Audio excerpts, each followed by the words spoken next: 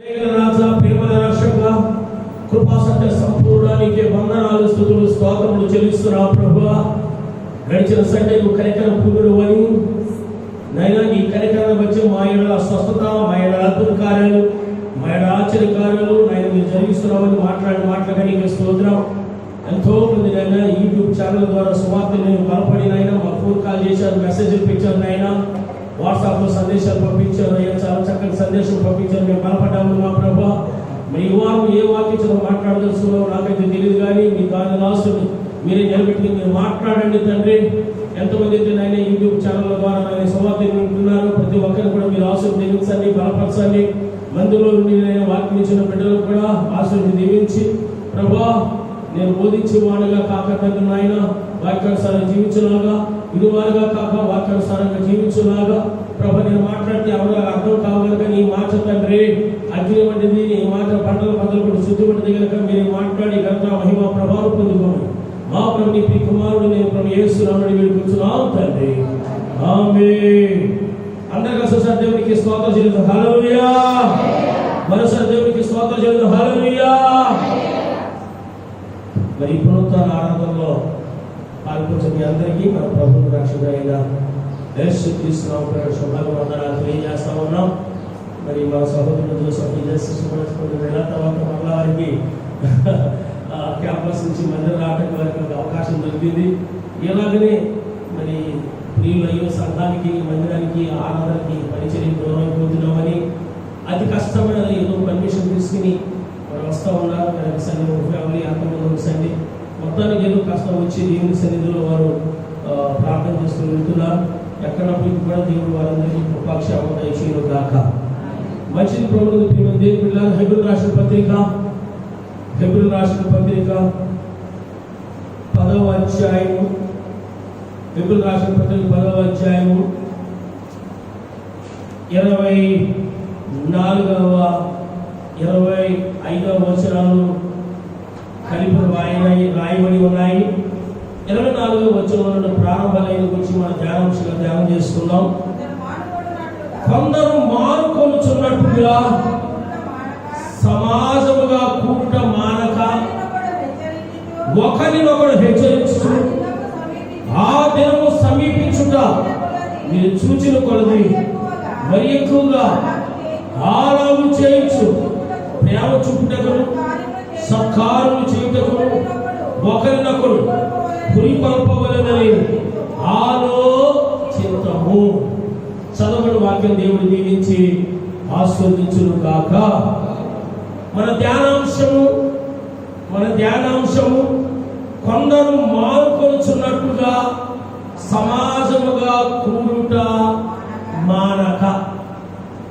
మన ధ్యానాంశము కొందరు మారుకొనుచున్నట్టుగా సమాజముగా కూడుట మానక.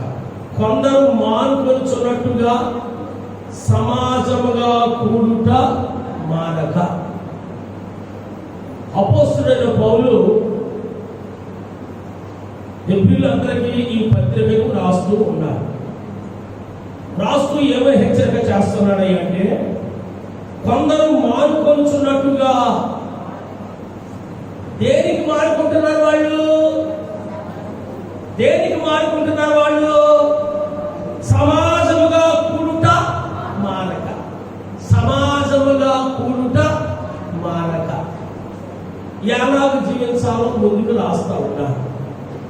జీవసాన్ని సంఘ కుటుంబాలతో కూడా దేవుడు హెచ్చరిక చేస్తా ఉన్నాడు, మాట్లాడుతూ ఉన్నాడు. కొందరు మారుకొనుచున్నట్టుగా సమాజముగా కూడుట మానవద్దు. ప్రార్థనకి రావటము మానవద్దు. దేవుని సన్నిధికి రావటము మానవద్దు. ఆరాధన కార్యక్రమం రావటం మానవద్దు. ఉపవాస ప్రార్థన కార్యక్రమం రావడానికి మానవద్దు. ఎందుకు హెచ్చరిక చేస్తున్నారంటే, వాడు కూడా గట్టిగా చెప్పండి, వాడు కూడా మారుకుంటూ ఉండేవాడు అన్నమాట. మారుకుంటూ ఉండేవాడు. అప్పుడు వాడు ఎందుకు మారుకుంటూ ఉండేవాడు అంటే, సువార్త ఫ్రీడమ్ లేదు. భయంగా ఆయా ఇళ్లలో వాళ్ళు కూడుకుని ఏం చేసేవారంటే ప్రార్థన చేసుకునేవారు. కనుక వారు ప్రాణహాని భయం ఉండేది. రెండోది ఏంటంటే ప్రభుత్వ ఆజ్ఞల భయం ఉండేది.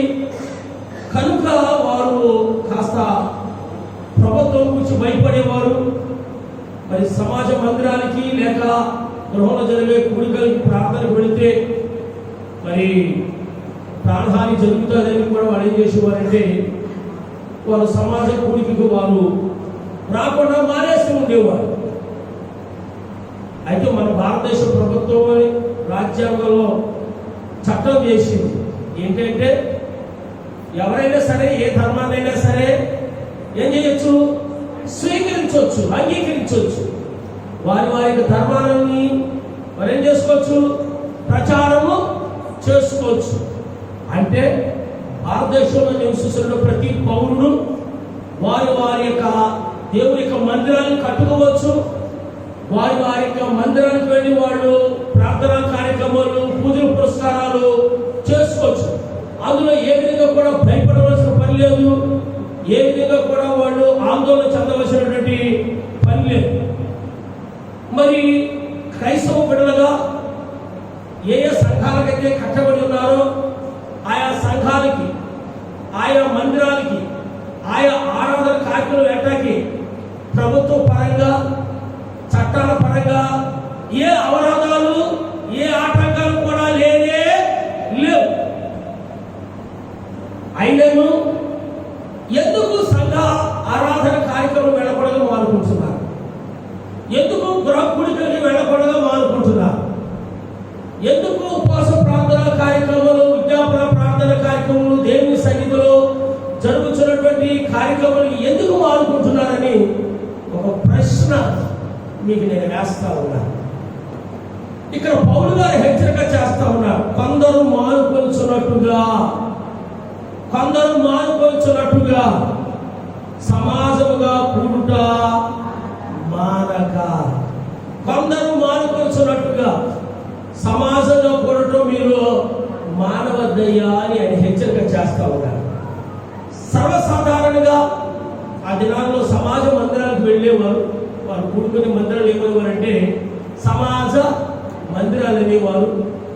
సరే, 7 దినాలలో దేవుడు మనకి ఇచ్చిన మందిరాలు మన ప్రభు మందిరాలు అంటున్నాం కనుక మరి ప్రభు మందిరాల్లో సమాజంగా కూడుకోవడానికి ఎందుకు మానేస్తున్నారు? విశ్వాసులుగా మీరు కొన్ని జవాబులు రాబట్టాలని ఆశిస్తా ఉన్నారు. పురుషుల నుంచి ఎవరైనా సరే ఎందుకు మానేస్తా ఉంటారు? ప్రేమ చల్లారిపోవడం బట్టి వారి సమాజం కూడిక రావడం మానేసుకుంటారు. ఏమో బ్రదర్ మంచి ఆన్సర్ చెప్పాడా? త్వరగా సత్యం బ్రదర్ చెప్తారు. బ్రదర్ మీరు ఏదైనా వంశం ఆయన చెప్పిన దానికి మీరు ఓటేస్తారు. పురుషుల్లో కింద కూర్చున్న వాళ్ళ నుంచి రవిని అడుగుతారు ఒక మాట, ఎందుకు ప్రార్థన కార్యక్రమం మానేస్తారు? అక్కడ పౌలు గారు హెచ్చరిక చేస్తున్నాడు. కొందరు మానుకున్నట్టుగా మీరు మానవద్దు అంటున్నారు. అని ఎందుకు మానుకుంటారు నాకు అర్థం కాదా? ఏదైనా అన్న చెప్పాడు, ఆత్మ చలబడి పాటలు పట్టి వాడు రావటం లేదు. నీకేదైనా ఆలోచన చెప్పండి. పనులు బట్టి కూడా మంచిది. నేను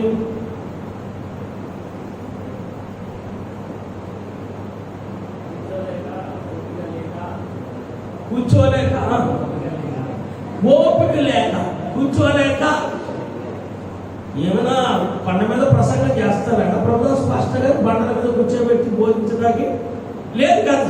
సరే, దేవుడు ఆయనకి ఇచ్చిన ఆలోచన చెప్పారు. ఎందుకు మీరు సమాజంగా కూడుకోవడానికి ఇష్టం లేదు? ఎందుకు మానేసుకున్నారు? వెనకాల సోఫాలో పిక్చర్లో కూర్చున్న అక్కలు అడుగుతున్నారు. తర్వాత కింద అక్కలు వస్తారు. పౌలు గారు హెచ్చరిక చేస్తాడు కదా, కొందరు మానుకొలుచున్నట్టుగా సమాజంగా కూడుట మీరు మానవద్దు. ఎందుకు మానుతున్నారు నాకు అర్థం కావట్లేదు కనుక మిమ్మల్ని ఆన్సర్ రావటాన్ని ఆలోచన చేస్తాను. ఏమా ఆ సోఫాలో వెనకాల బెంచ్లో కూర్చున్న నాకు త్వరగా నేను తీసుకున్న సబ్జెక్ట్ కంప్లీట్ చేయాలి. అమ్మా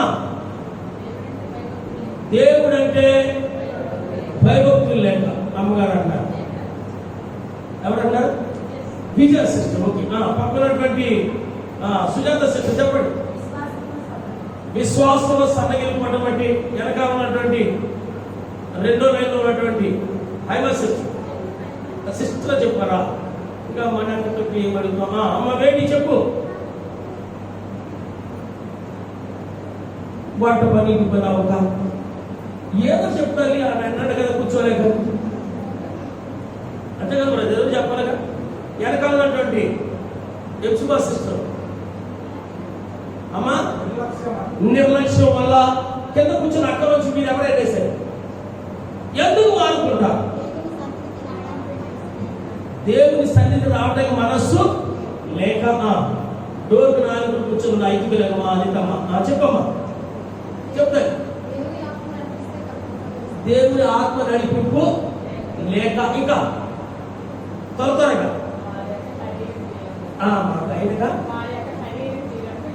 వారి యొక్క శరీర క్రియలు బట్టి మంచిది. ఇంకా చెప్పండి చెప్పండి. అందుకు వీళ్ళందరూ కూడా ఏమైపోతున్నారు? సమాజ కూడికగా వాళ్ళు రావటం. ఆమేన్, హల్లెలూయా. మీరందరూ కూడా మంచి మంచి ఆన్సర్స్ ఇచ్చారు, నేను కాదనట్లేదు. ఇంకా కొన్ని మాటలు నేను కూడా చెప్పాలని ఆశిస్తా ఉన్నాను. తోటి సంఘస్థులతో ఏదైనా కీచులాట అయిందనుకో, తోటి సంఘస్థులతో ఏదైనా కీచులాట అయిందో, అదే సంఘానికి నేను ఎందుకు వెళ్తా? నేను వెళ్ళే వాస్తవం కదా. అదే ఆమె నువ్వు చెప్పాలనుకుంటే వెళ్ళిన ప్రభు మందిరం కదా, దాని మొదలు చూడేస్తాడు. ఎందుకు వస్తుంది ఎంత సరిగ్గా నేను చూడే తోటి విశ్వాసంతో జగడం అయిందనుకోండి, చెప్పండి, ప్రార్థన మానేసుకుంటాం. ఒకవేళ పాస్టర్ గారు ఆత్మకులుడే ఏదైనా వాక్యం చెప్పారు అనుకోండి, నన్ను చూసే చెప్పాడు, కావాలనే చెప్పాడు.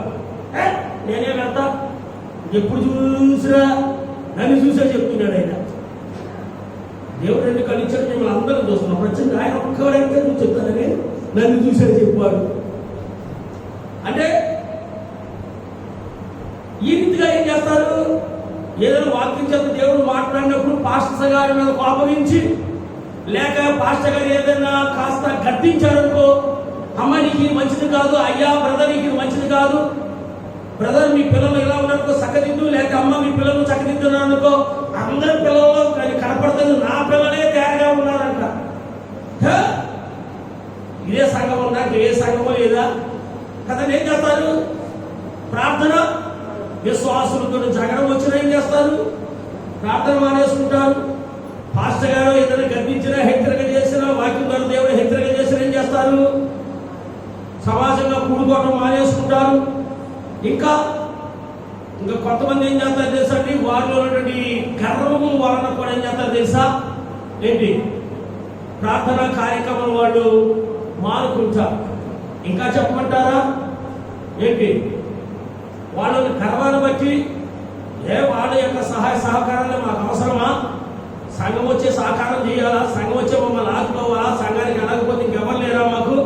సంఘానికి వెళ్ళాలని ఏముందని వాళ్ళు కూడా ఏం చేస్తారంటే సంఘ సహవాసాలకి లెక్క లేకుండా వాళ్ళు భావించి సంఘ సహవాసాలకి ఏం చేస్తారంటే వాళ్ళు మందిరాలకి కార్యక్రమం కూడా ఏమైపోతారంటే దూరం అయిపోతా ఉంటారు. ఇందుకు మా సహోదరు చెప్పిన రీతిగా ఇంకా వాళ్ళలో దాగి ఉన్నటువంటి పాపం వలన, ఆ వ్యసనాల వలన కూడా ఏం చేస్తారంటే వాళ్ళు దేవుని యొక్క మందిరానికి వాళ్ళు రావడానికి వాళ్ళ యొక్క ఏం అంగీకరించారు తెలుసండి? ఏం అంగీకరించారు తెలుసా? మనస్సాక్షి అంగీకరించారు. వదిలే సాయంకాలం తాగుతుంటా ఏమంతా అమ్మ ప్రార్థన కదండి. వాళ్ళ వ్యసనాలు, వాళ్ళలో పాపక్రియల వల్ల, వాళ్ళ అపవిత్ర కార్యాల వల్ల, వారి యొక్క చిరు నడవడికల వల్ల జీవగల దేవుని మందిరానికి కార్యక్రమం రావడానికి వాళ్ళ మనస్సాక్షి అంగీకరించలే అని ఈ రీతిగా వాళ్ళు చేశారు. సంఘం గురించి చెప్పట్లా, యావత ప్రపంచంలో అనేకమైన సంఘాలలో ఉన్న విశ్వాసులు సమాజ కూడికలకు, ఆరాధనకి, ఉజ్జీవ సభలకు, లేకపోతే విజ్ఞాపన ప్రార్థనలకు, ఉపవాస ప్రార్థనలకి ఎందుకు వారు రావటం లేదయ్యా అంటే అనేక కారణం ఉంది. మీరు చెప్పారు. ఆత్మీయంగా వాళ్ళు చల్లబడిపోవటం. నిజమే, ఆత్మీయంగా చల్లబట్టి వాడు ప్రార్థనకు వెళ్ళాలని మనస్సు అంగీకరించదు. రవి ఒక మాట చెప్పాడు, మా అత్తమ్మలాగా విస్తారమైన పనులు పెంచుకుంది. సరే, పనులు వల్ల కూడా మానేస్తారు. నిజమే, మనితమ్మ ఒత్తుకునేది, బాబా ఈయన పనులు ఉన్న సండే మానే కుటుంబంగా వెళ్తాం, దేవుడు ఏదో తక్కువ చేశాడా ఏంటి, ఇచ్చిన జొన్న రొట్టెలే తిందాం, అన్నమే తిందాం, ఏముంది బాబా రా అని చాలా భయపడుతూ వచ్చేవాడు. పిల్లల పాపం తీసుకుని ఫస్ట్ ప్రార్థనకు ఉండేవాడు. మరి లాక్డౌన్ దినాలు స్టార్ట్ అయిన తర్వాత ఆయన ఏం బిజీ అయిపోడు, ఆయన నచ్చిన పరిపాటం వల్ల అంటాడు ఆయన. నిజం, ప్రార్థన మానిపడదు. కుటుంబంతో ప్రభు మందిరుడు, నిజంగా మన కుటుంబంతో ప్రభు మందిరుడు అభినందించాలి. ఏంటి ఎన్ని కిరణాలు మానేసుకునేవాడు. ఎందుకంటే కొంతమంది ఏం చేస్తారంటే ఏ దినం పెట్టుకోకుండా సండే దినాన్ని ఏం చేస్తారు తెలుసండి, చెప్పండి, విస్తారమైన పనులు పెట్టుకుని, పనులు కల్పించుకుని, లేదా కొన్ని పిక్నిక్లు పెట్టుకుని, కొన్ని టూర్లు పెట్టుకుని, కొన్ని షాపింగ్లు పెట్టుకుని ఏం చేస్తారు, వేరే రోజుని ఈ రీతిగా అనేక మంది ఏం చేస్తున్నారో తెలుసండి, దేవుని సన్నిధికి దూరం అయిపోతూ ఉన్నారు. ఒకవేళ మైక్లో ఇళ్ళ దగ్గర ఉన్నటువంటి ఉంటూ ఎవరైనా పురుషులు స్త్రీలు వింటున్నారేమో, లేదా మందిరం వచ్చి మందిరంలో మీరు వింటున్నారేమో, పౌలు గారు హెచ్చరిక చేస్తున్నాడు. ఏమో హెచ్చరిక చేస్తున్నాడు అంటే, కొందరు మానుకొనుచున్నట్టుగా సమాజముగా కూడుట మానకండి, ఆరాధన కార్యక్రమం మానకండి, శుక్రవారం ఉపవాస ప్రార్థన కార్యక్రమం మానకండి, విజ్ఞాపన ప్రార్థన కార్యక్రమం మానకండి. మీరు మానవేస్తున్నారయ్యా అంటే మీలో పాపం మిమ్మల్ని పరిశుద్ధులైన దేవుని సన్నిధికి రాకుండా చేస్తుంది. ఒకవేళ దేవుని ఆత్మ ఆరిపోయి మీరు ఉన్నారేమో, ప్రార్థన రావట్లేదండి, లేకపోతే ఒకవేళ స్థానమైన పనులు పెట్టి మీరు ప్రార్థన కార్యక్రమం మానేస్తున్నారేమో, లేకపోతే దేవుడు మీకు ఇచ్చిన ఆశీర్వాదం బట్టి మీలో కనవం వచ్చేసి ఏడంతా ప్రార్థన మానుకుంటున్నారేమో, లేకపోతే మీలో అపవిత్రతను బట్టి మీ మనస్సాక్షి గర్దించడం బట్టి ప్రార్థన మందిరం మానేసుకుంటున్నారేమో. ఇక్కడ కూర్చున్నటువంటి మీలో అనేక మంది ఎన్నో సంధ్యలు, ఎన్నో ఉపవాస ప్రార్థన కార్యక్రమాలు మీరు మానుకుంటున్నారంటే ఇందులో ఏదో ఒకటి ఉండటం బట్టే మీరందరూ కూడా మానుకుంటున్నారు. కనుక నా సహోదరుడు, నా సహోదరుల, పుట్టింటికి వెళ్ళడం మానం, ఫంక్షన్కి వెళ్ళడం మానం, పెళ్ళిళ్ళకి వెళ్ళడం మానం, పుస్తకాలు పశుపతి పరీక్షలకు వెళ్ళడం మానం, ఎవరో చావు ఫంక్షన్ చేస్తున్నారంటే మానం, ఎవరో షాపింగ్ చేద్దాం రాకండి మాను. కానీ ఎక్కడికి మానేసుకుంటామయ్యా అంటే చెప్పండి, ఎక్కడికండి? జీవం గల దేవుని మందిరానికి రావచ్చండి, ఆయన స్తుతించి ఆరాధించుకోవటానికి, ఆయన యొక్క సన్నిధిలో గడపటానికి, ఆయన ఇచ్చే దీవులు పొందుకోవటానికి దేవుని మందిరానికి నువ్వు రాకుండా ఉంటున్నావంటే మీరు చెప్పినటువంటి కొన్ని కారణాలు కానీ, లేదా నేను చెప్పిన కొన్ని కారణాలు వచ్చాయి. మరి ఇంతమంది పురుషులు మానేసుకుంటున్నారు, ఎంతమంది స్త్రీలు రావట్లేదని దానికి కారణం వాళ్ళు అతిశయం ఉన్నారు. నేను ఎందుకు ప్రార్థన మందిరం కదా, ఈ సంఘం ఉందా, లేదా సంఘానికి ఎంత సహకారం, మా కుటుంబాలు చాలా ఉన్నాయి, నేను సత్యం తిరిగిపోయి ఉన్నాడే, ఎంత కష్టంతో పనిచేస్తున్నాడు, అతిశయమైన ఉండాలి. లేకపోతే వాళ్ళలో పాపము వాళ్ళు హెచ్చరిక చేస్తున్న కూడా ప్రభు మందిరం రాకుండా ఉండకపోవచ్చు, లేకపోతే వాళ్ళ గర్వం వల్ల ఉండొచ్చు, లేదా వాళ్ళ ఆత్మీయంగా ఏంటంటే చలబడిపోయి ఆరుపని స్థితులు ఉంటూ ప్రభు మా ప్రార్థన మానేస్తుండొచ్చు, లేకపోతే విస్తారమైన పనులు పెట్టిన సరే ప్రార్థన కార్యక్రమం మానేస్తూ ఉండొచ్చు. ఈ గ్రూపుల్లో ఈ చెప్పడం మాటల్లో ఎందులో నీవు ఉన్న ఒకసారి జ్ఞాపకం చేసుకో. ఇక మీదటైనా సరే కదండి, సమాజంలో కూడుకోవడం మానక, సంఘ ఆరాధన కార్యక్రమం మానక, శుక్రవారం ఉపవాస ప్రార్థన కార్యక్రమం మానక ప్రభు సన్నిధికి రండి. ఆమేన్, ఆమేన్, హల్లెలూయా. ఎలా ఉండాలి అంటే మన కింద చదువుతున్నాడు, కొందరు మానుకొనుచున్నట్టుగా సమాజంగా కూడటం మానక ఒకరినొకరు హెచ్చరించుచు. దేవుని బిడ్డలకు ఏం చేయాలి తెలుసండి, ఒకరొకరము హెచ్చరిక చేసుకోవాలి. బ్రదర్ ఎందుకు వారు రాలేదు, సిస్టర్ ఎందుకు వారు రాలేదు, ఎందుకు శుక్రవారం ఉపవాస ప్రార్థన రాలేదు, ఇంటి దగ్గర ఏం చేస్తావు, ప్రార్థన రావచ్చు కదా, పిల్లల పాపల గురించి ఏడవచ్చు కదా, ఎందుకు రాలేదు కదండి. ఒకరొకరు ఏం చేయాలి, హెచ్చరిక చేసుకోండి. బ్రదర్ చక్కటి ఆరాధన ఉంది, ఎన్నో చోట్ల మందిరాలు లేవు, ఎంతో మంది ఆరాధన చేసుకోవడం చక్కటి సౌకర్యం లేవు, దేవుడు మనం ప్రేమించి చక్కటి మందిరం ఇచ్చాడే, చక్కటి ఆరాధన చక్కటి సంఘం ఇచ్చాడే, ఎందుకు మానేసుకున్నాం బ్రదర్ రండి అని మనం ఏం చేయాలి తెలుసండి, ఒకరు హెచ్చరిక చేసుకోవచ్చు. ఇక మనం ముందు చూసినట్లయితే ఆ దినము సమీపించడం మీరు మీరు చూచిన కొలది. ఏ దినమయ్యా అంటే ఆ దినము, ఏ దినమయ్య అంటే ప్రభు యొక్క రాకడ దినము సమీపిస్తున్న దినాల్లో మనం ఉన్నాం కనుక ఆ దినము లేక ఆ దినము సమీపించడం మీరు చూచిన కొలది మీరు మరి ఎక్కువగా ఆరాధన చేస్తున్నారు. ప్రభు రాకడ దినాల్లో మనం ఉన్నాం కనుక మరి ఎక్కువగా కూడుకోవాలి. దేవునికి స్తోత్రం చెల్లిద్దాం. హల్లెలూయా. నిన్న V6 ఛానల్లో న్యూస్ చూస్తూ ఉంటే ఏదో మధ్యలో ఒక న్యూస్ చెప్తూ ఉంటుంది యాంకర్.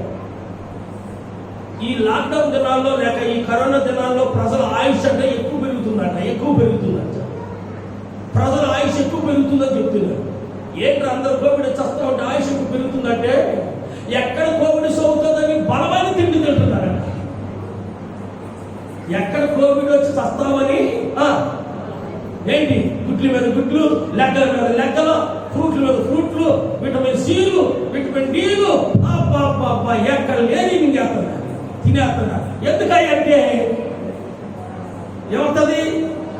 బలమవుతుంది, ఆయుష్ పెరుగుతుంది. ఏం తింటేది అది చిన్న కోవిడ్ 7 రూపాయలు ఆయుష్ పెరిగిపోతుంది అంటున్నారు. అంటే ఈ ప్రాణాల గురించి, ఈ దేహం గురించి చెప్పండి ఎంత చింతో, ఎంత భయమో. మరి ఆ రాకడ ప్రభు రాజులుగా ప్రభువుగా రాబోతున్నాడు కనుక అక్కడ అంటున్నాడు ఆ దినము సమీపించడం మీరు చూసిన కొద్ది మరి ఎక్కువగా తినటం కాదు కానీ మరి ఎక్కువగా ప్రార్థనా కార్యక్రమాల్లో కూడుకుంటూ మీ ఆత్మదీపాలు వెలిగించుకుంటూ ఆయన స్తుతిస్తూ ఆయన గణపరుస్తూ ఆయన ఆరాధిస్తూ ప్రభు రాకడకు సిద్ధపడుతుంది గాక. కదండి, ఇవన్నీ కూడా జరుగుతూ ఉన్నాయి. కొత్త రోగాలు పుట్టుకుని వచ్చి లక్షల మంది చనిపోతున్నారు. ప్రకృతి వైఫల్యాలు మనం చూస్తూ ఉన్నాం, భూకంపాలు చూస్తూ ఉన్నాం, రకరకాల మరి కార్యాలు, విచిత్రాలు ప్రపంచంలో మనం చూస్తున్నాము. అంటే దాని అర్థం ఏంటంటే ప్రభు రాకడ అది మరి ఈ వైరస్ నుంచి తప్పించుకోవడం వరకు లేక ఏదో రోగాలు తప్పించుకోవడం వరకు టాబ్లెట్ల మీద టాబ్లెట్లు, గోళీల మీద గోళీలు, మరి విటమిన్స్ లేకపోతే బలమైన ఆహారాలు వాటిని తప్పించుకోవడానికి నీవు మిగుతున్నావే. మంచిది, నీవు ఇంకా తగ్గలేదు. వాడు కూడా బతకాలి కదా. ఫ్రూట్ అమ్మేవాళ్ళు, మెడిసిన్ అమ్మేవాళ్ళు, చికెన్ అమ్మేవాళ్ళు, గుడ్లు అమ్మేవాళ్ళు, వాడు కూడా బతకాలగా కదండి. బతకాలగా ఏంటి ప్రభుత్వ ప్రియమైన దేవుని బిడ్డలారా, మనకు కూడా బలం అవ్వాలి. అన్ని సహజమే. కానీ ప్రభు రాకడ అతి సమీపంలో ఉన్న కనుక ఇక్కడ అంటున్నాడు ఆ దినము సమీపించడం మీరు చూసిన కొద్ది మరి ఎక్కువగా సమాజంలో కూడుకోవాలి, ఎక్కువగా ప్రార్థనలో గడపాలి, ఎక్కువగా ఉపవాసం ఉండాలి, ఎక్కువగా స్తుతిస్తూ ఆరాధిస్తుండాలి, ఆయన శక్తిని పొందుకోవాలి, ఆత్మదీపాలు వెలిగించుకోవాలి, ఆత్మీయంగా బలపడాలి. ఆయన రాకడకు ఏమవునంటే ప్రతి ఒక్కరు కూడా సిద్ధపడాలి. దేవునికి స్తోత్రం గాక. హల్లెలూయా, హల్లెలూయా. వాక్యమున నా సహోదరుడు, నా సహోదరి, పాస్టర్ గారి పని కనుక ఆయన బోధిస్తా ఉన్నాడు. మన పని కనుక మన పోగానే ఉండాలి. మీ క్రియలకి మీ దేవుడే నీకు సమాధానాన్ని ఇస్తాడు. చివరి దినాల్లో మనం ఉన్నాం, అంత్య దినాల్లో మనం ఉన్నాం. ఒకసారి ఎఫెసీయులకు రాసిన పత్రిక 5వ అధ్యాయం, ఎఫెసీయులకు రాసిన పత్రిక 5వ అధ్యాయం 19, 20, 21 వచనం చూద్దాం. చూడండి. ఎఫెసీయులకు రాసిన పత్రిక ఒకరినొకరు కీర్తనలతోనూ సంగీతములతోనూ ఆత్మ సంబంధమైన పాటలతోనూ హెచ్చరిస్తూ ఒకరినొకరు కీర్తనలతోనూ సంగీతములతోనూ ఆత్మ సంబంధ పాటలతోనూ ఒకరొకరు హెచ్చరిక చేసుకోండి, ఒకరొకరు బలపరచుకోండి, ఒకరితో ఒకరు ప్రార్థన చేసుకోండి, ఒకరొకరు. నేను ఇంతకుముందు కూడా నేను చెప్పాను, దానియేలు గొప్ప అపాయం వచ్చినప్పుడు మంచి మిత్రులు ఏర్పాటు చేసుకున్నాడు. షడ్రకు, మేషకు, వారు నలుగురు కూడా ప్రార్థన చేసినప్పుడు దేవుడు చక్కటి దర్శనాన్ని ఇచ్చాడు, అపాయం నుంచి తప్పించాడు. చివరి దినాల్లో మనం ఉన్నాం. పాస్టర్ గారు శుక్రవారం ప్రార్థన పెడితేనే వెళ్ళి ఉపవాసం ఉన్నామే కాకుండా మీ ఆత్మీయ జీవితం కొరకు, మీ కుటుంబ క్షేమం కొరకు ప్రత్యేక మీరు ఉపవాసం ఉండండి. మీ ప్రార్థన మీ యొక్క గదిలోకి తలుపు రాసుకుని 1-2-3 గంటలు అంగలార్చండి.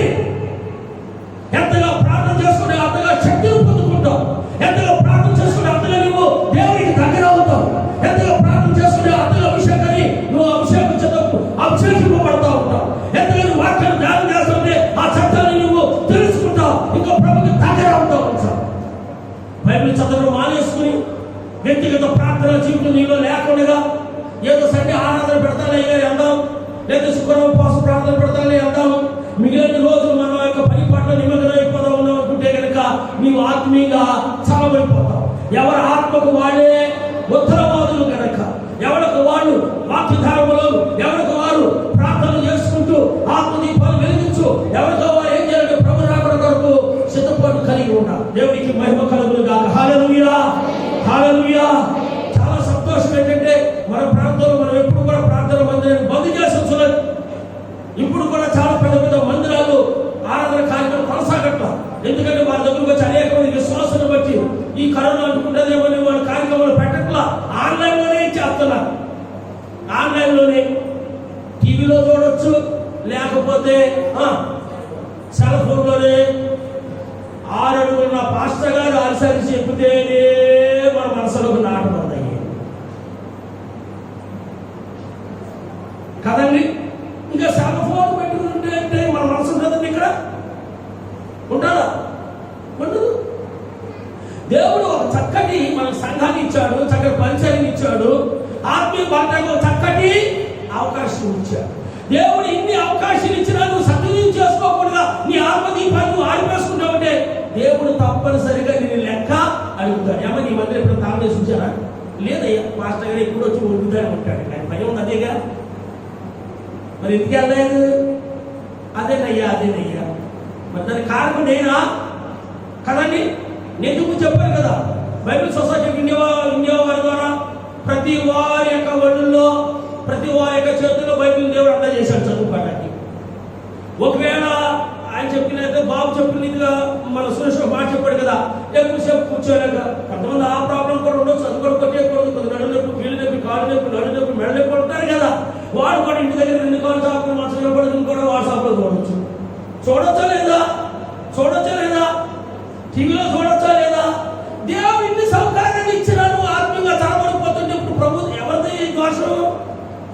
ఎవరిది దోషం చెప్పండి? ఎవరిది దోషం? మనం వినక, మనం ప్రార్థన చేసుకోక, మన మందిరం రాక, బైబిల్ చదవక. కనుక దేవుని బిడ్డ, దేవుడు ప్రతి విషయంలో నిన్ను లెక్క అడుగుతాడు, లెక్క అడుగుతాడు. కనుక చివరిలో మనం ఎలా ఉండాలంటే ఒకరినొకరు కీర్తనలతో, సంగీతములతో, ఆత్మ సంబంధమైన పాటలతో హెచ్చరిక. ఒకవేళ హెచ్చరిక చేశారు గాయకమైన అమ్మో పెద్ద భక్తు పర్వాలే అని చెప్తుంది. నిన్నగా మనం వచ్చి మేము అడుసు తొక్కి ఇటుకలు కట్టావు, మాతో చెప్తావు నువ్వు అడుగు తొక్కి ఇటుకలు కట్టావు, కానీ నువ్వు ఎక్కడున్నావయ్య అంటే ముసలం ముత్తలు పెట్టుకుని ఆత్మీయంగా దిగజారిపోయావు. దేవుడు నిన్న అడగడ ఎన్ని ఇటుకలు పెట్టావు అక్క, ఎంత మనసు తొక్కావు అక్క అడుగుతాడు. అది దేవుడికి కావాల్సిన మన ఆత్మీయ. ఎవరైనా హెచ్చరిక చేశారనుకో నీతోటి సహోదరి, ఆ హెచ్చరిక నువ్వు సంతోషంగా స్వీకరించు. సరే ఈ వారం బీజేపీ రాలేకపోయి తప్పనిసరికి వస్తా అయిగా ఏ వాక్యం చెప్పారు కదా, వాస్తవం కాదండి. నువ్వేదన్నా రాలేదనుకో కోటి విశ్వాసం పోనీ అక్క ఈ స్కూల్ నేను రాలేకపోయాను అన్న ఏ వాక్యం చెప్పాడు, లేదా ఈ సండే నేను రాలేకపోయాను అయిగా ఏ వాక్యం చెప్పారు? వాస్తవం కాదండి. మీ పిల్లలు ఒక 2 రోజులు స్కూల్ మానేతో మాత్రం పలానోడి దగ్గర రాకి దగ్గర సన్నీ గడి దగ్గర ఎలా ఏం చెప్పాడు, బుక్స్ పడితే హోంవర్క్ రాసుకో నువ్వు పాడతారు. ఎందుకు? వాడు పరీక్షల్లో మన పేరు అయిపోతాడు. వీళ్ళకు మాత్రము ఆ చింత ఉండదు. ఎందుకంటే ఆత్మను గురించి చింత ఉండదు. ఒకవేళ ఎవరైనా దేవుని విషయంలో మిమ్మల్ని హెచ్చరిక చేస్తుంటే, ఎవరైనా ఒక దేవుని విషయంలో మిమ్మల్ని గద్దిస్తుంటే అది సంతోషంగా మీరు స్వీకరించాలి. ఆమె హల్లెలూయా. ఈవిడ నిన్నగాక మనలో వచ్చింది, తల మెరిసిపోయింది క్రైస్తత్వము, ఆవిడే మమ్మల్ని హెచ్చరిక చేస్తుందంటే క్షమించండి, అటువంటి మళ్ళీ చెప్పకండి. వాస్తవం కదండి.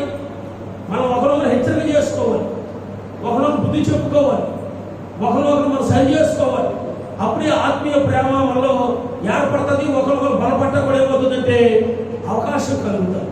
ప్రభుత్వ ప్రియమైన దేవుని బిడ్డలారా, పౌలు గారు ఎఫెసీ సంఘం రాస్తూ వచ్చినాడు, ఒకరినొకరు కీర్తనతో, సంగీతంతో, ఆత్మ సంబంధ పాటలతో హెచ్చరిస్తూ మీ హృదయంలో ప్రభువును గురించి పాడుచు, కీర్తించుచు మన ప్రభువైన యేసుక్రీస్తు పేరిట సమస్తను గురించి తండ్రి దేవునికి ఎల్లప్పుడూ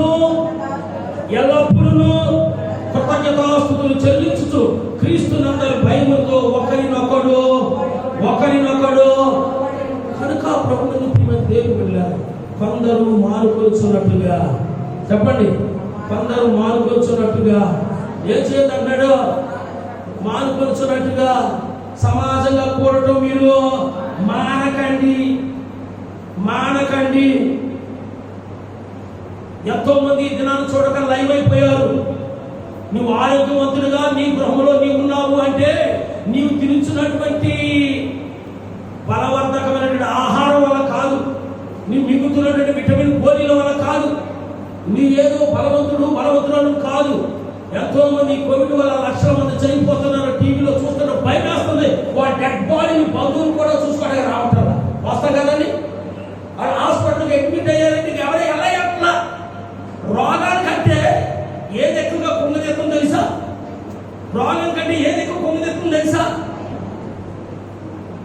ముగ్గురు కొడుకులు కన్నాను, పట్టించాను, ఎన్నో ఆశలు సమకూర్చాను, ఒక్కరు రాదు. ఇద్దరు పిల్లలు కన్నాను, చదివించాను, మంచి అల్లులు ఇచ్చాను, ఎంతై సొంతగా రాదు. ఇంతమంది ఉన్నారు కానీ ఒక్కడో పలకించారట. ఈ మనోవేదనతో ఇంకా చచ్చిపోతాడట. వస్తా కదా, ఈ మనోవేదనతో వాడికి ఇంతమంది ఉన్నారు కానీ నేను ఎవరు కూడా పలకరించేవాడే. ఈ మచ్చ మీద ఒంటిగా అయిపోయిన అనాథలేగా దిక్కులోనేగా ఎంటిగా ఆ రోగం కూడా చచ్చిపోతాడు. సరే, తీరా ఆఖరిగా రోగం వచ్చి చనిపోయాడు అనుకోండి, కొన్ని డెడ్ బాడీని కూడా చూడటానికి వెళ్తుంది. అమ్మో, అది వాళ్ళకి వచ్చేస్తుంది పట్టుకుంటుంది. ఇంకా గవర్నమెంట్లో కూడా ఇబ్బంది పడుతుంది. అంటే నేను ఎందుకు చెప్తున్నానంటే మానవ జీవితం ఎప్పుడు ఏమవుతుందో తెలియదు. గడిచినటువంటి ఈ 4-5 రోజుల్లో వరదలు వస్తున్నాయి, తుఫాను వస్తున్నాయంటే మా గోదావరి జిల్లాలో వచ్చాయి. ఆంధ్రలో గోదావరి జిల్లాలు అంటే గోదావరి అవతలకు ఉంటాయి కాబట్టి 2 రోజులు వర్షం వస్తే వీధుల్లో పడవలు తిరుగుతాయి.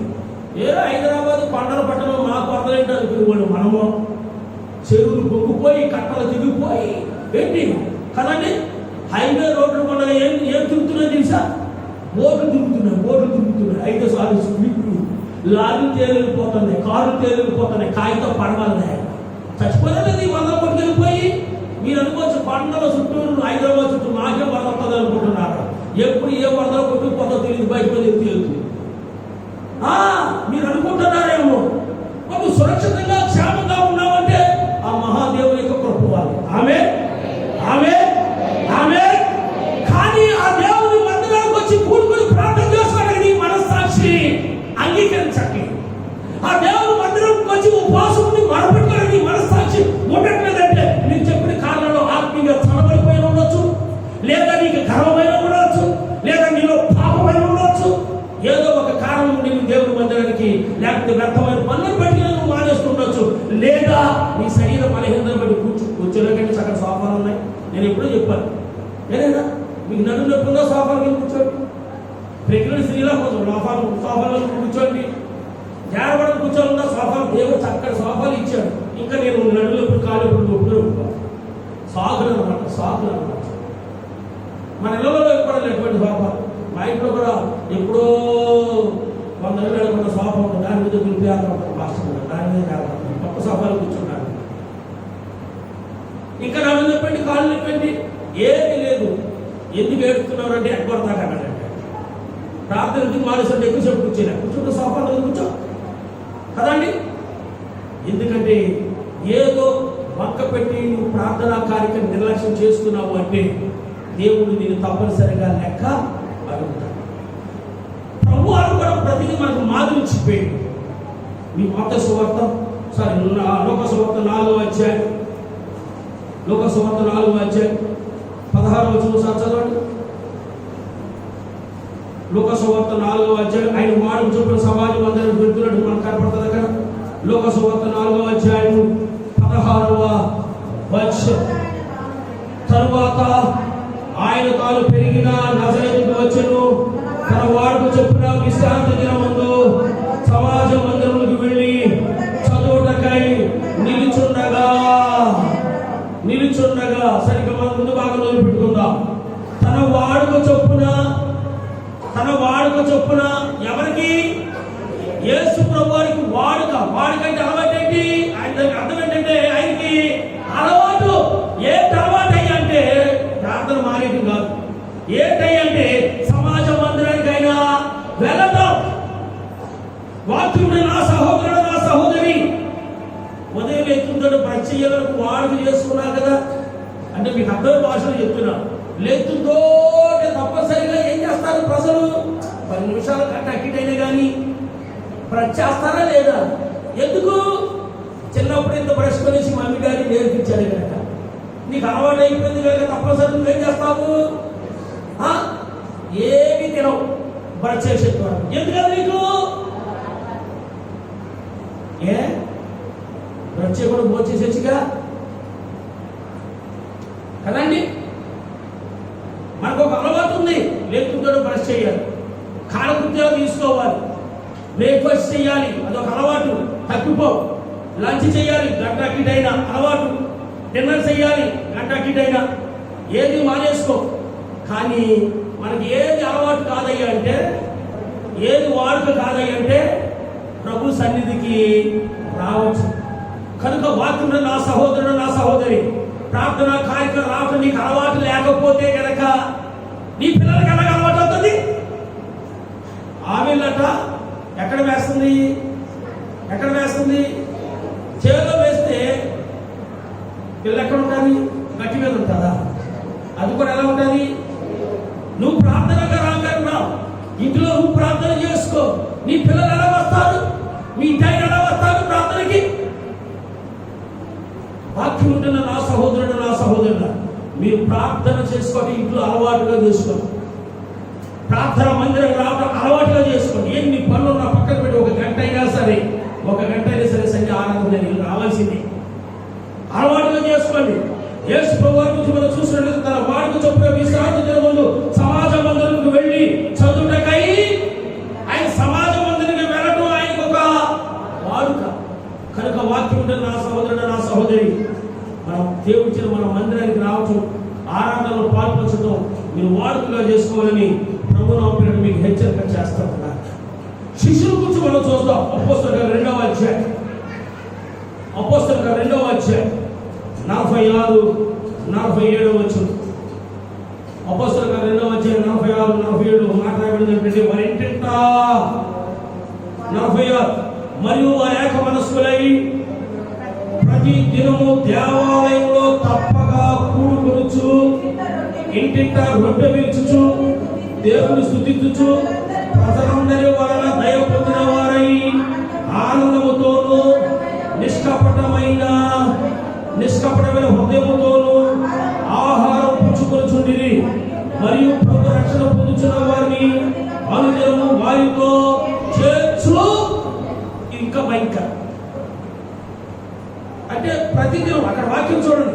మరియు వారి ఏక మనస్కులై, అనగా అపోస్తుల బోధన బట్టి రక్షింపబడిన వారందరూ కూడా వారు చెప్పండి ఏక. ఇంకొక మాట నేను చెప్పాలనుకుంటున్నా. ప్రార్థనా కార్యక్రమం ఎందుకు రానాయి అంటే, తోటి సంఘస్థులతో ఏమున్నదంటే వాళ్ళకి సఖ్యత లేక, మనస్సు కలవక కూడా. ఇళ్ళంటే ఎవరు కూడా ప్రజలు చెప్పకుండా, ఇళ్ళంటే ఎవరు కూడా ప్రార్థించు, అసలు ఎవరు కూడా ప్రేమించారు.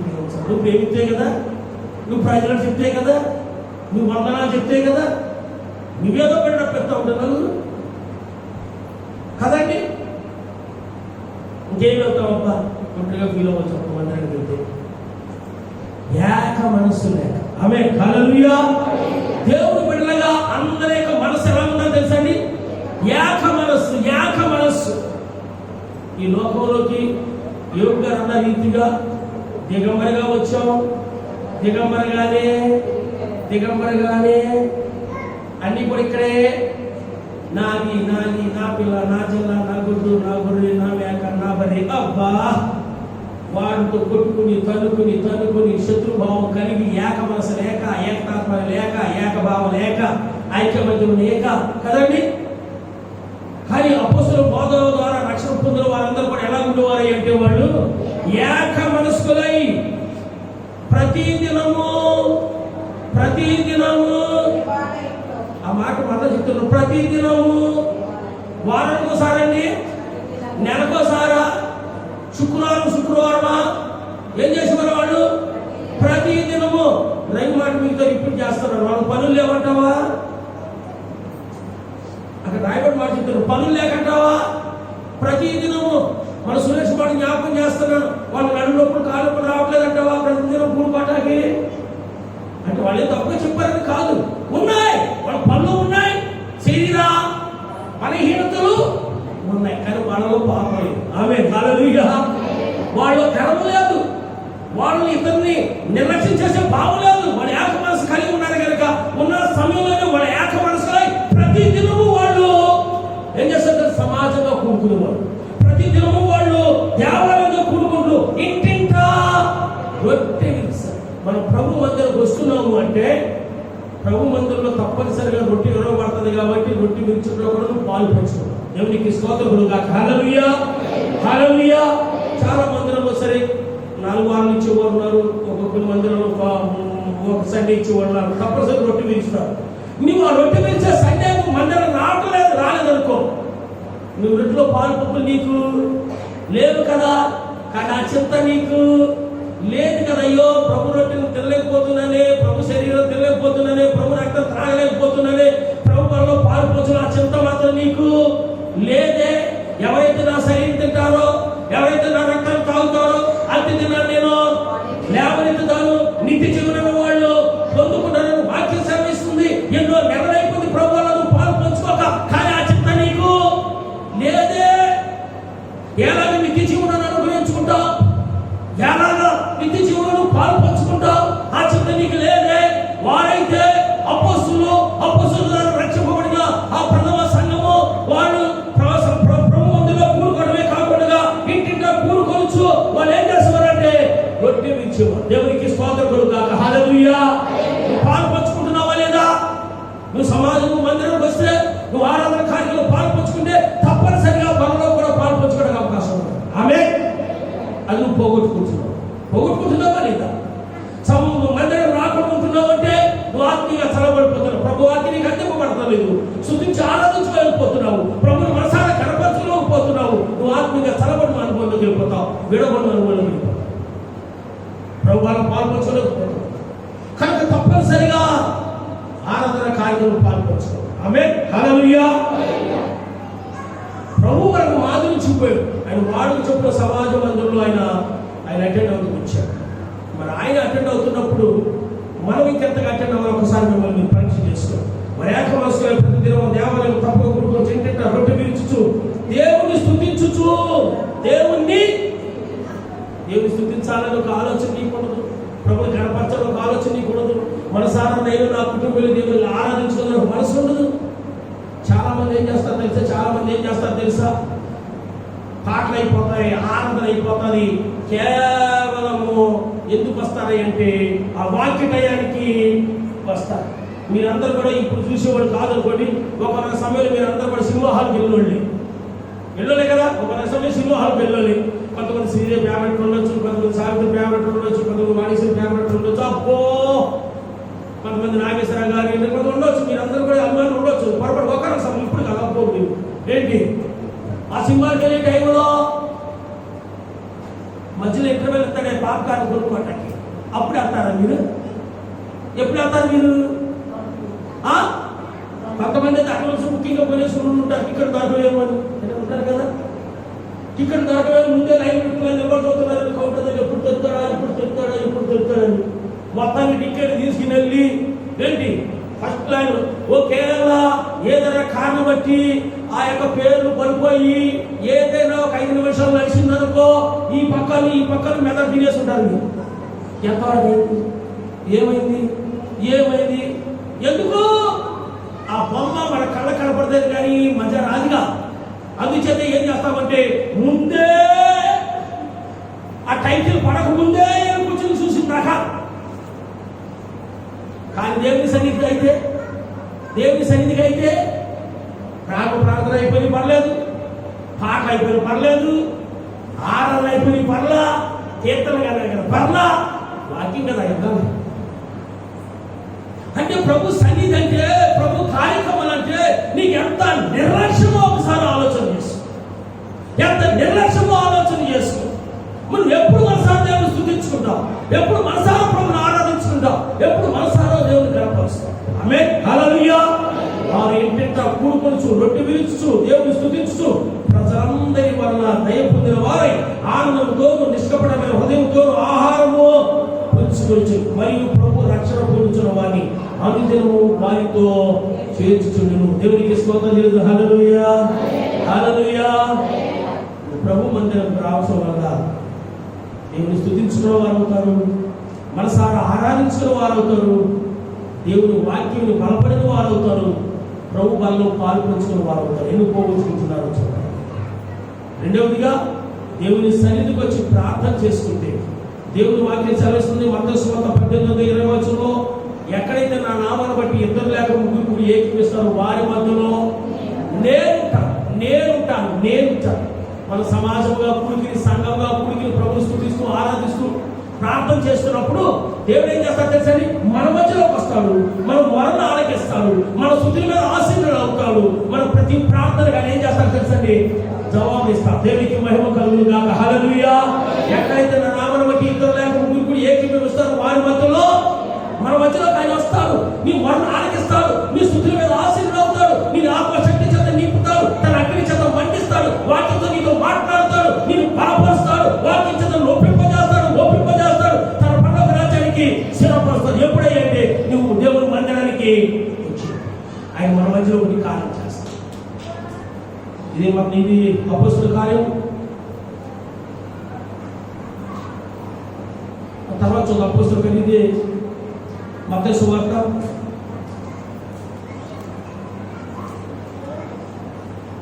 ఇంకా చదివారా? అది అపొస్తలుల మత్తయి సువార్త 18:20 చూడండి. ఎవరైనా తీసుకోకపోతే కనుక 18:20 మత్తయి సువార్త 18:20.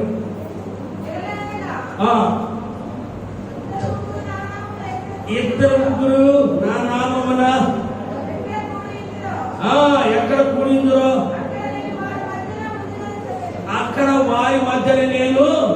ఆయన మన మధ్యలోకి వస్తాడు, మనం దీవిస్తాడు, మనం ఆశీర్వదిస్తాడు, మన కార్యాలను మన ఎలా చేస్తాడు. దేవునికి మహిమ కలుగును గాక. హల్లెలూయా.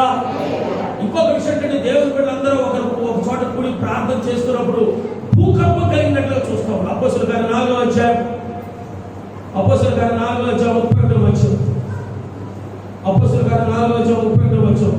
వారు ప్రార్థన చేయగానే వారు కూడిన చోటు కంపించెను.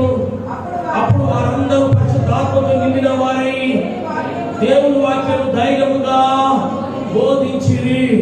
వారు ప్రార్థన చేయగానే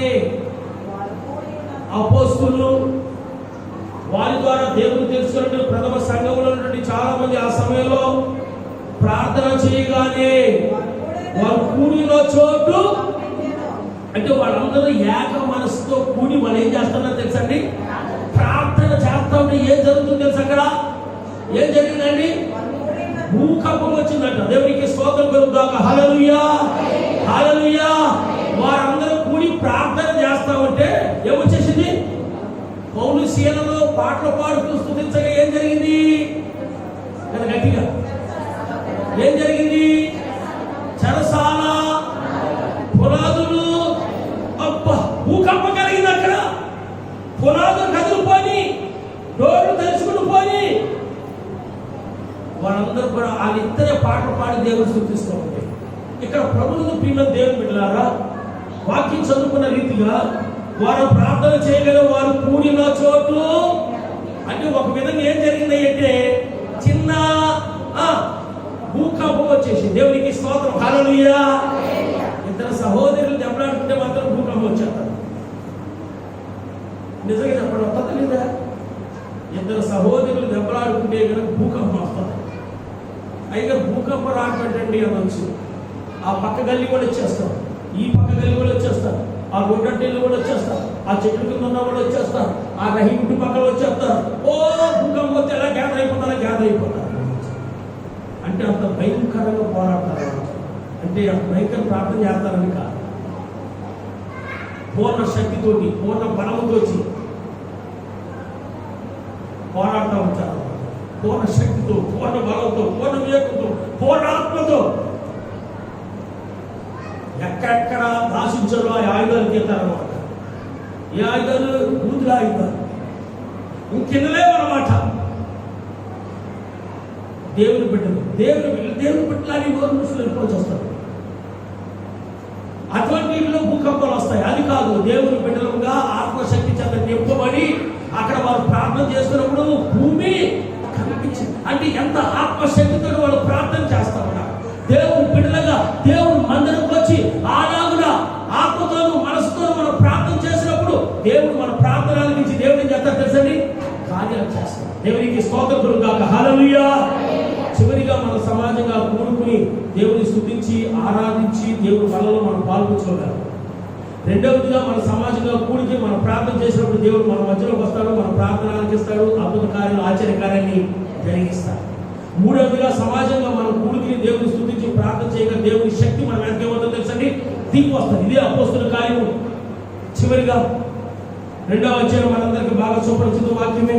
క్రైస్తవ సమాజంలో అందరికీ పెంతెకొస్తు పండుగ దినం వచ్చినప్పుడు అందరూ ఒక చోట ఏం చేశారు? ఇంటి దగ్గర ఉన్నారా కూడుకున్నారా? ఇంటి దగ్గర ఉన్నారా కూడుకున్నారా? పని పాటలు పెట్టుకున్నారా? ఇంటి దగ్గర ఉన్నారా? కదండి. పెంతెకొస్తు పండుగ దినం వచ్చినప్పుడు అందరూ ఒక చోట కూడి ఉండేది.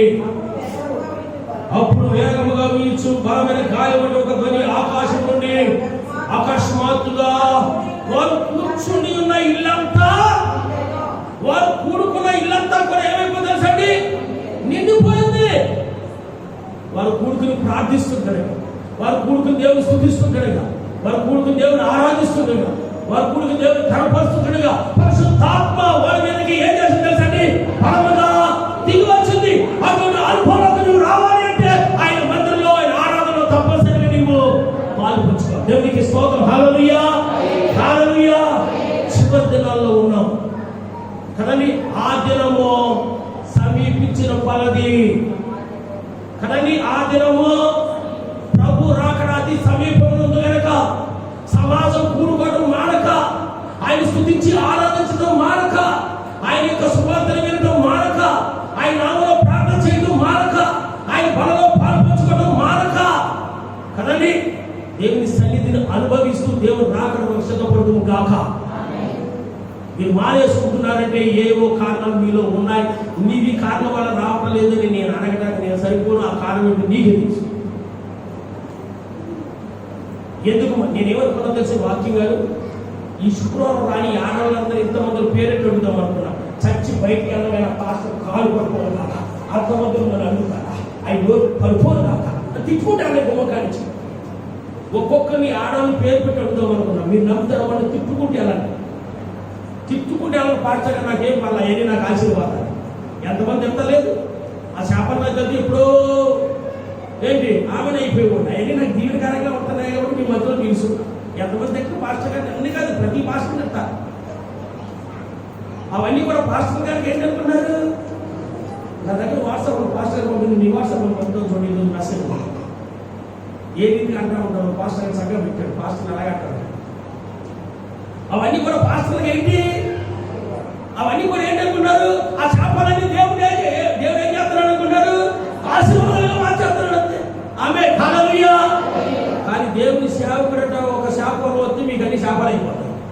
కానీ దేవుడి సేవకుడు కూడా ఇప్పుడు కూడా శాపాలు పెట్టడం. ఇక్కడ కూర్చున్న ఆడవాళ్ళని పేరు ఒక్కొక్కరు పేరు పెట్టి అడుగుదాం అనుకున్నా. ఏమా నువ్వు ఎందుకు రాలేదు, ఏమా అసలు శుక్రవారం ఎందుకు రావట్లేదు, ఏమని అడుగుదాం అనుకున్నా. వీళ్ళు మెయిన్ గేట్ నుంచి శాపకాంతాలు పెడతారు, బృందాస్ భాష పోరాడు ఎవరు పోయి పోతాను. నేను ఈ రోజు వచ్చి అనుకున్నా సార్ ఒక్కొక్కరు పేరు పెట్టాడు. నువ్వు ఇంటి దగ్గర ఏం చేస్తున్నావు, నువ్వు ఏ పనికి వెళ్ళవు కదా, ఎలా ఎవరేం చేస్తున్నా పేరు తీసుకుంటున్నావు. మరి నువ్వెందుకు రాలేదక్క, ఎక్కడికి మరి ఏం చేస్తున్నావు, చదువు పెట్టుకున్నావు. మరి నువ్వెందుకు రాలేదక్క, అని ఏమి లేదు బట్టల భక్తి పెట్టుకున్నాను. ఏమవుతున్నా పేరు పెట్టి అడుగుదాం అనుకున్నా. మీకు మెయిన్ గేట్ కానీ మీరు అందించుకునేలా పర్లేదు. ఏం చేస్తున్నారు మీరు, ఏం చేస్తున్నారు మీరు, ఏం చేస్తున్నారు మీరు. కష్టం వచ్చినప్పుడు ప్రభు జ్ఞాపకం వస్తాడు, పాస్టర్ జ్ఞాపకం వస్తాడు. వస్తాయి కదా, కష్టం వచ్చాడు జ్ఞాపకం వస్తాడు ఫస్ట్. రెండవదిగా నేను పాస్టర్ అక్కడ ఫోన్ చేయడా చచ్చిపోయేదా వస్తాడు కదా మాట్లాడతాడు. వస్తాయి కదా, ప్రభు జ్ఞాపకం వస్తాడు, పాస్టర్ జ్ఞాపకం వస్తాడు. కానీ ఆ సమయం మిగిలిన సమయంలో ప్రభు జ్ఞాపకం రాడు, పాస్టర్ జ్ఞాపకం రాడు. ఏం చేస్తున్నారు మీరు, దేవుడు ఇచ్చిన సమయం మీరు ఏం చేస్తున్నారు మీరు. కొందరు మానుకొనుచున్నట్లుగా చేసాని సంఘ విశ్వాసులు ఇక మీదట మానకుడు గాక. ఇక్కడి నుంచి అయినా సరే బుద్ధి తెచ్చుకోండి. ఇక్కడి నుంచి అయినా బుద్ధి తెచ్చుకోండి. మీరు మానేస్తున్నారంటే మీరు చెప్పిన కొన్ని కారణాల వల్ల, నేను చెప్పిన కొన్ని కారణాల వల్ల మీరు మానేస్తున్నారు. నిజంగా దేవుని ఆత్మ మీలో ఉంటే దేవుని ప్రార్థనకు మానుకోవాలనిపిస్తుంది. నేను ఎప్పుడు దేవుని సన్నిధికి వెళ్తానా, నేను ఎప్పుడు నా దేవుని మందులో కనపడతానా, నేను ఎప్పుడు నా దేవుని స్తుతించుకుంటానా, ఎప్పుడు నా దేవుని మందులో నేను కనపరుచుకుంటానా, నేను ఇప్పుడు నా దేవుని మందిరానికి వెళ్తాను ఆరాటంతో కాలు పరిగేసి వస్తుంది. ఇంకా కావాలి కదండి. మీరు ఆత్మీయంగా చదవడిపోతుందని ఉండొచ్చు, లేదా మీలో పాపం మిమ్మల్ని పరిశుద్ధ కూర్చున్న స్థలానికి రాకుండా చేస్తుండొచ్చు, లేక మీలో గర్వమైన ఉండొచ్చు, లేక మీరు స్థానాన్ని పనులు పెట్టుకుని ఉండొచ్చు, మీ మనస్సాక్షి అంగీకరించుకొని ఉండొచ్చు. ఏదో ఒక కారణం వల్ల మీ ప్రార్థన కారణం మానుకుంటున్నారు. అయినా మించిపోయిన లేదు. ప్రభు దగ్గర ఒప్పుకోండి.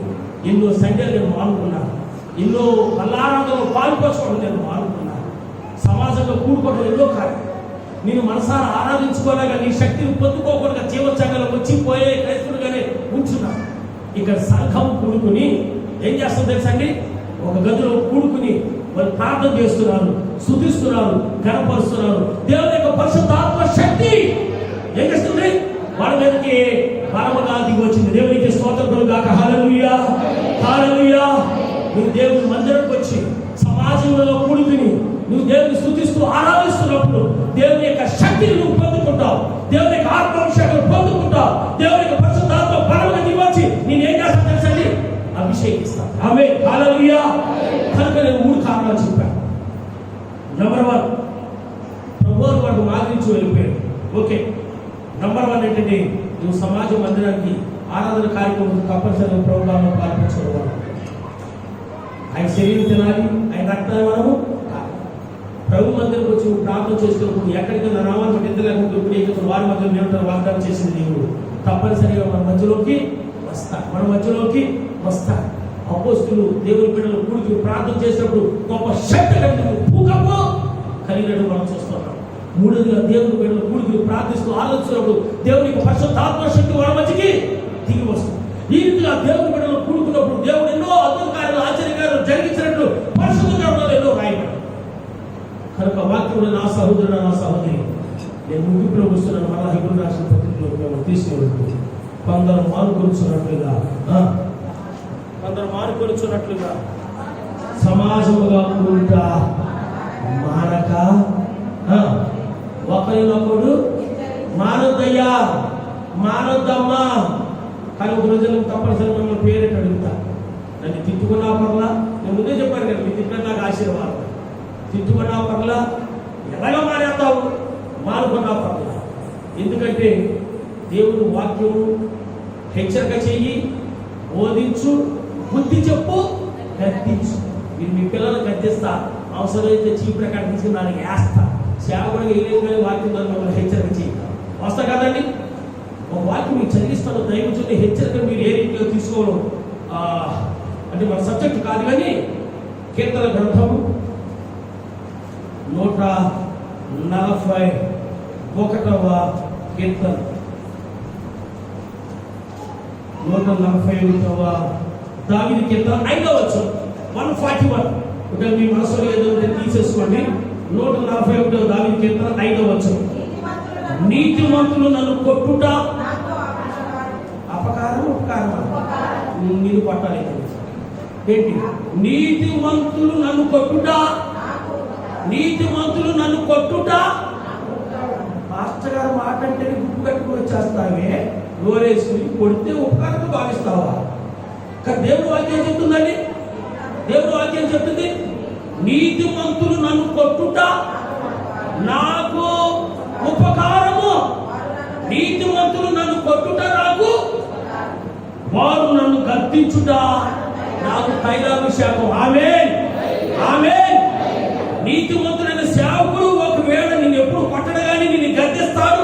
గద్దిస్తే నీకు ఉపకారములు, తైలాభిషేకం. ఎస్, నా ఆత్మీయ తల్లి నన్ను గద్దించాడు, నా ఆత్మీయ తల్లి నన్ను గద్దించింది అని నువ్వు సంతోషంగా స్వీకరిస్తే అది నీకు తైలాభిషేకం కదండి. నాకు పెట్టలేదు, లేదా నా బట్టలు వదలలేదు, నాకు అది ఇవ్వలేదు, ఎవరు గద్దించరు. ఆ విషయంలో ఎవరు అంటారు. ఎందుకు ప్రార్థన రావట్లేదమ్మా, ఎందుకు ప్రార్థన చేసుకోవు, ఎందుకు ప్రార్థన పెట్టించుకోవు, ఎందుకు నువ్వు అలా జీవిస్తావు, ఎందుకు మారు మోసుకున్నావు, అదే గద్దిస్తారు సేవ. అంతే కదండి. దేవుడు వాక్యం సెలవిస్తుంది, నీతిమంతులు నన్ను కొట్టుట నాకు ఉపకారము, వారు నన్ను గద్దించుట నాకు. ఒక సేవకుడు ఒక నేను గద్దిస్తున్నాడో అది నీకు తైలాభిషేకమే. ఆమె అది నువ్వు సంతోషంగా స్వీకరిస్తే కనుక సేవకుడికి మాత్రం నన్ను పేరు పెట్టి అడుగుతాడా అనుకుంటే అంతే కదండి.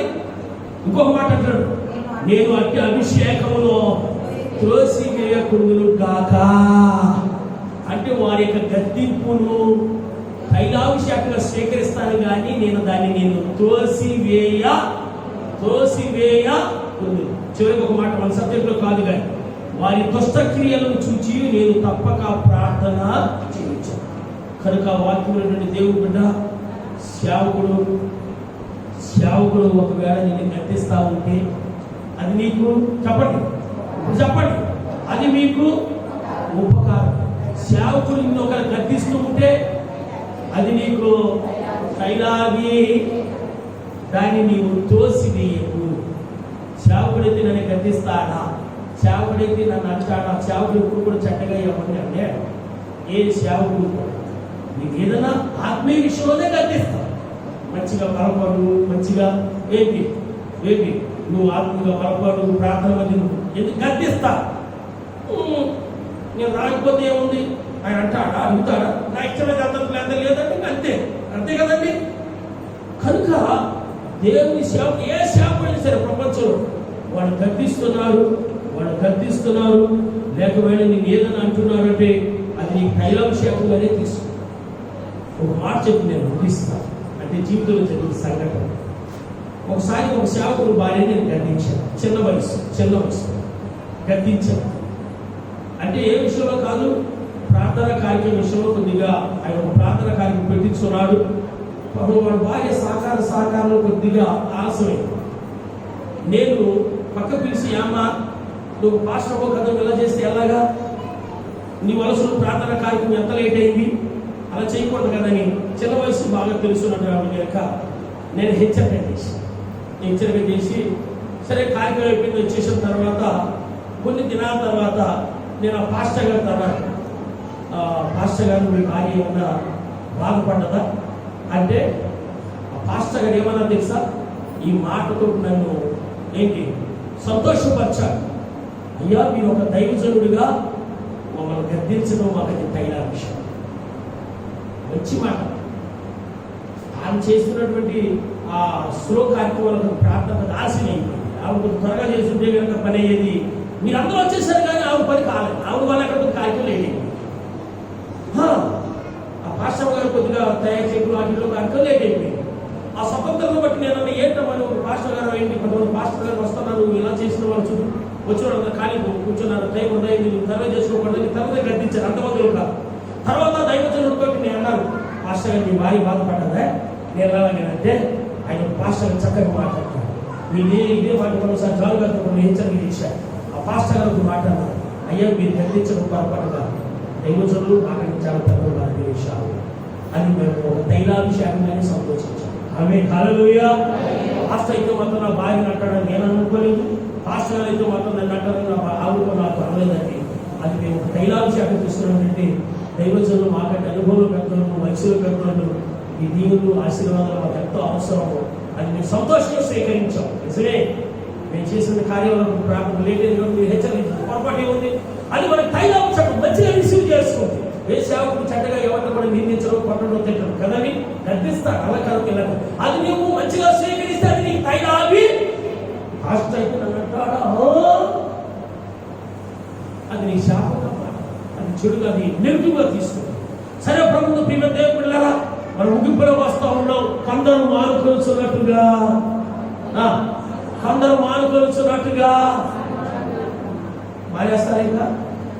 మానేస్తారేగా సమాజంగా కూడుట, ఉపవాస ప్రార్థనలు మానక, విజ్ఞాపన ప్రార్థనలు మానక, కుటుంబ ప్రార్థనలో మానక, ఆరాధన కార్యక్రమం మానక, ఆ దినము ఒకరొకరు హెచ్చరిక చేసుకుంటూ, ఆ దినము సమీపించిన కొలది ఏ దినము ప్రభు రాకడా సమీపించిన కొలది ఒకరము హెచ్చరిస్తూ ఒకరు బలపరుచుకుంటూ ఒకరితో ఒకరు ప్రార్థన చేసుకుంటూ ఒకరు బలపడుతూ ప్రభు రాకడ కొరకు సిద్ధపడదు గాక. దేవుని కొద్ది మాటలు దీవించి ఆశీర్వదించును గాక. ఆమేన్. హల్లెలూయా, హల్లెలూయా. లేచి నిలబడదాం. ఒక చిన్న తీర్మానం చేసుకుందాం. ఇప్పుడు చాలా సేపు కూర్చుని ఉన్నారు. లేచి నిలబడి ఒక చిన్న తీర్మానం చేసుకుందాం. ప్రభావం నాతో చేసుకుంటాం. మిత్రుడు వాక్యాన్ని నీళ్ళు ఫలపరిచేయండి. ఎంతో మంది నీ సన్నిధిని నిర్లక్ష్యం చేస్తారు. ఎంతో మంది ఉపవాస కార్యక్రమం నిర్లక్ష్యం చేస్తారు. ఆరాధన కార్యక్రమం నిర్లక్ష్యం చేస్తున్నారు. మిమ్మల్ని నిర్లక్ష్యం చేస్తున్నారు. నీ మందిని నిర్లక్ష్యం చేస్తున్నారు. అలనాడు నైనా ప్రభుత్వ నైనా చట్ట ప్రకారమే కానీ అక్కడ సమాజంలో కూడుకోవటం వారు కలిగిన ఇబ్బందులు బట్టి వారు కూడుకోలేకపోతున్నారు కనుక పౌలు గారు హెచ్చరిక చేసిన బట్టి నేను రాస్తున్నారు. మరి నేటి దినాలలో క్రైస్తవులు వారి ఆరాధనలో వారి సంఘాలకి వెళ్ళటం లేదంటే ఎందుకు చేత కూడుకోలేకపోతున్నారు, ఎందుకు ప్రార్థన వెళ్ళలేకపోతున్నారు? నాయన నువ్వు హెచ్చరిక చేసి మీకు ఇస్తున్నా. మీరు వాడికి చెప్పిన సమాజం అందరికీ మీరు వెళ్ళినట్లుగా మనం చూస్తున్నాం తండ్రి. అయినా నీ బిడ్డలకి నీ ఆరాధన కార్యక్రమం వాడికి అలవాటు చేయండి.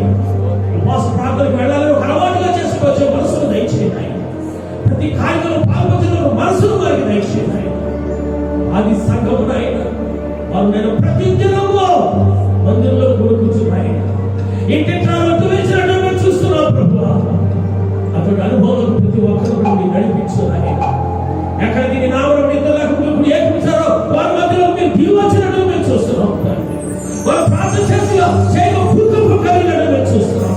వారు కూడుకలు ప్రార్థించి చూపిస్తున్నప్పుడు దీవచ్చినట్టుగా పెట్టుకొస్తున్నట్టు చూస్తున్నాం. అటువంటి అనుభవం ప్రతి ఒక్కరు నడిపించి ఇప్పుడు వాక్యం నేను ఫలిపరిచి మా ప్రదేశం వారిని వేస్తున్నామని వినిపించున్నాం తండ్రి. ఆమేన్. అందరూ దేవునికి స్తోత్రం చేయండి. హల్లెలూయా, హల్లెలూయా.